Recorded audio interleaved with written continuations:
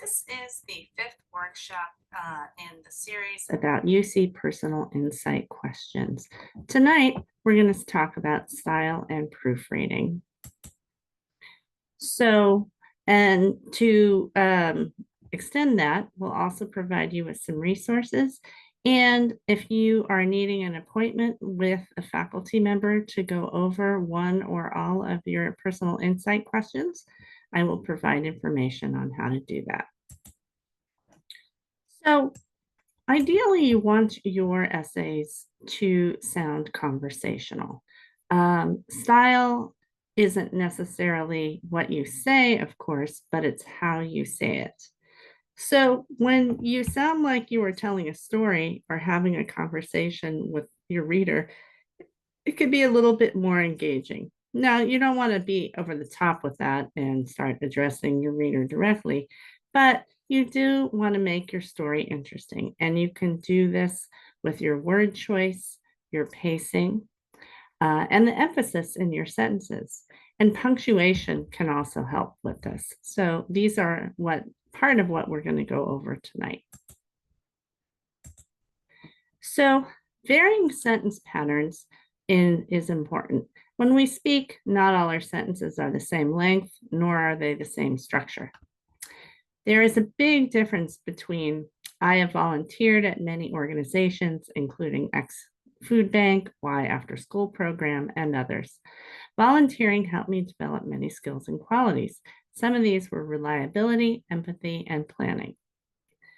That sounds a little bit list-like in at least a couple of those sentences, and the pacing and structure of the sentences are similar, so it gets a little bit boring.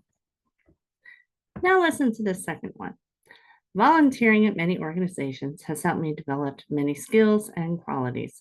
From deepening my empathy to learning how to plan, the experiences I've had at X Food Bank and Y After School Program have turned me into a new person. So joining some of these things together allows us to make a point at the end, which is nice. And notice that we do have a fairly standard sentence up at front, up top to kind of make our general point.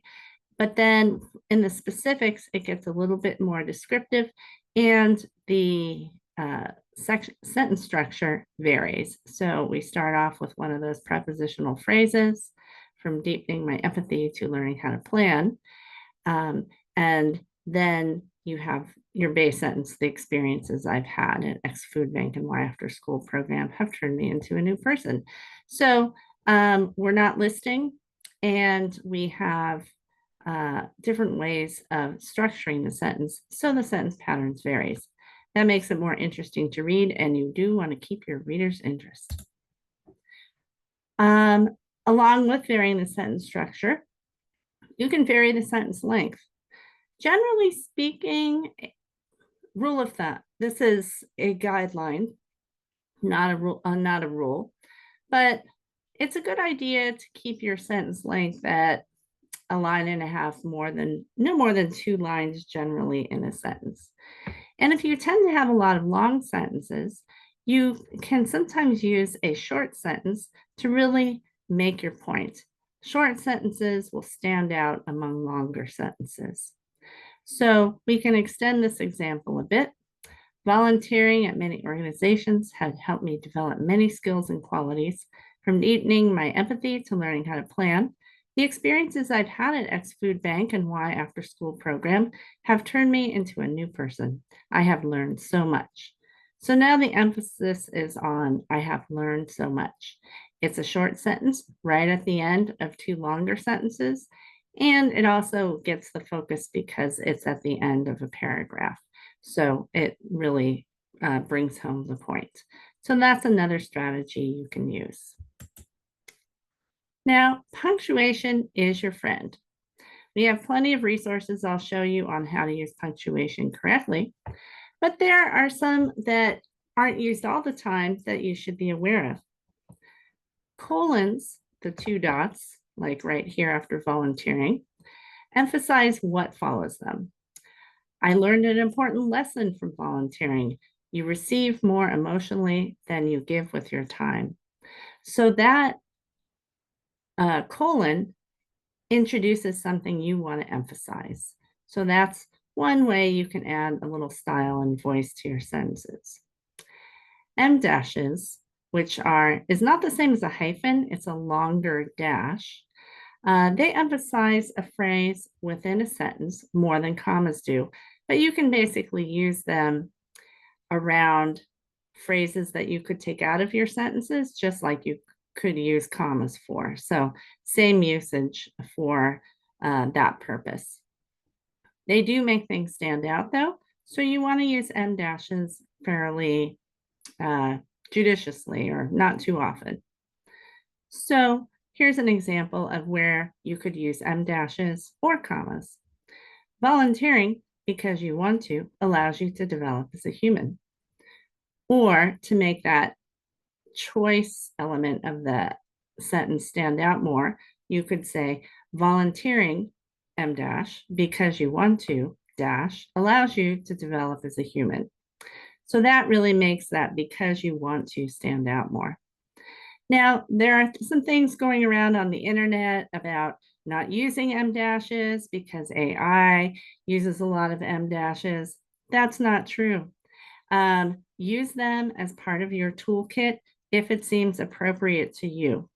Don't use them all over the place, but use them in a way that makes stylistic sense. Exclamation points. So generally speaking, people use exclamation points to show emphasis or enthusiasm. I would not use them in a personal insight question essay unless they were part of a quote that you were including.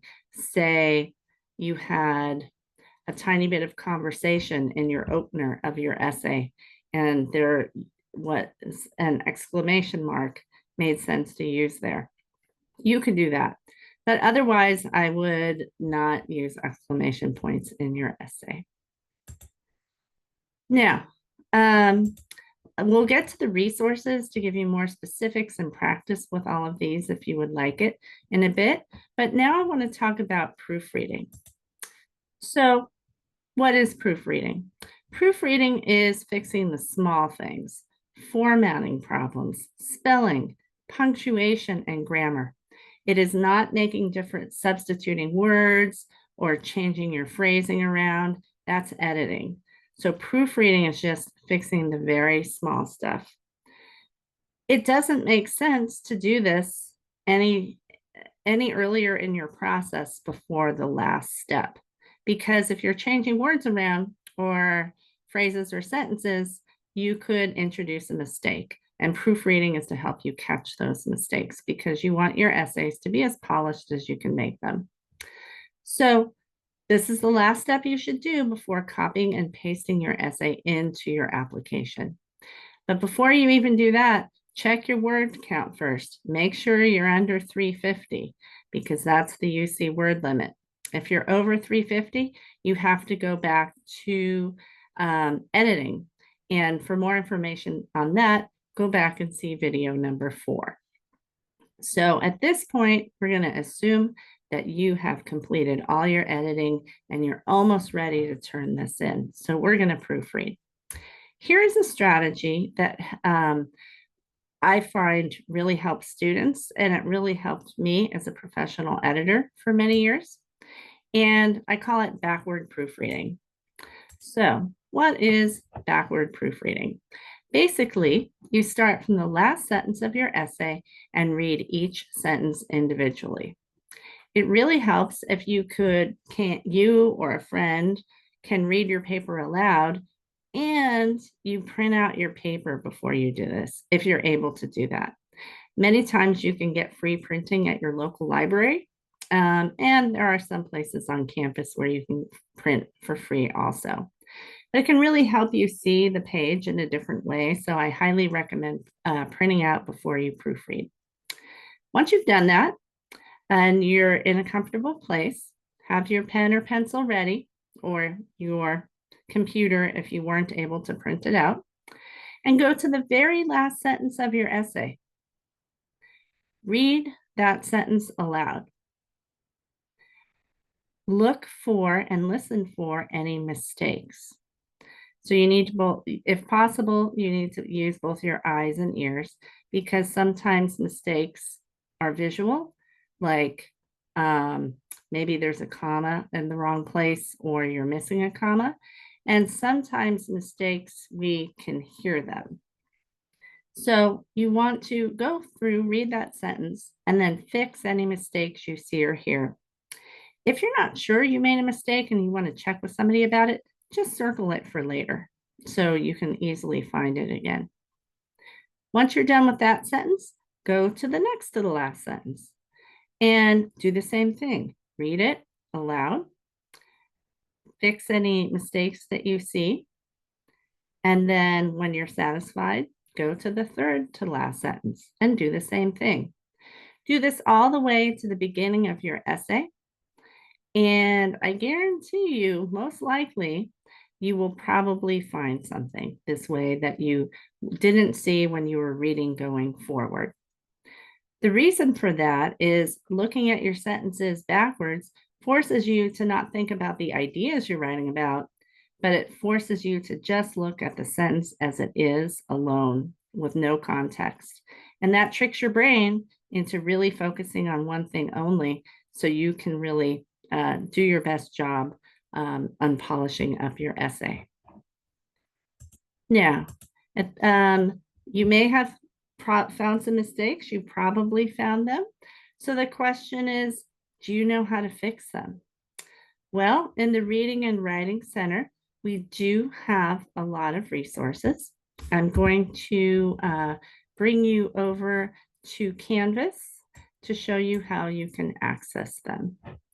So hopefully you can see this here. I'm going to stop share and reshare just to make absolutely sure you can see my screen. Let me close this. So what we're going to do is we're going to go into Canvas. If you do not, if you go into your dashboard and you do not see the Reading and Writing Center here, you can search a course. So you can type in 36, I think it was 214, hopefully it is there. And it's working. Oh, it didn't come back. Let's just, we'll do this. It is, I already have the Reading and Writing Center on my dashboard and it is 36214. So don't search within the course, but search go into courses and search for the course number 36214. That will bring you to the Reading and Writing Center. Sign up for it. It's not a class, it just is a lot of resources.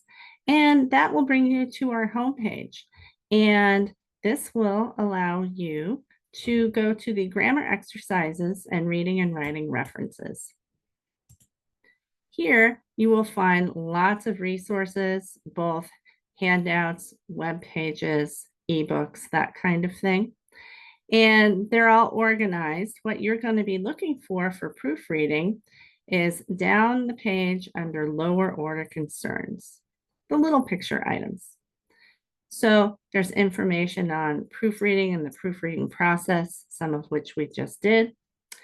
There is information on spelling, all different aspects of grammar, run-on sentences, which are really common, how to fix those.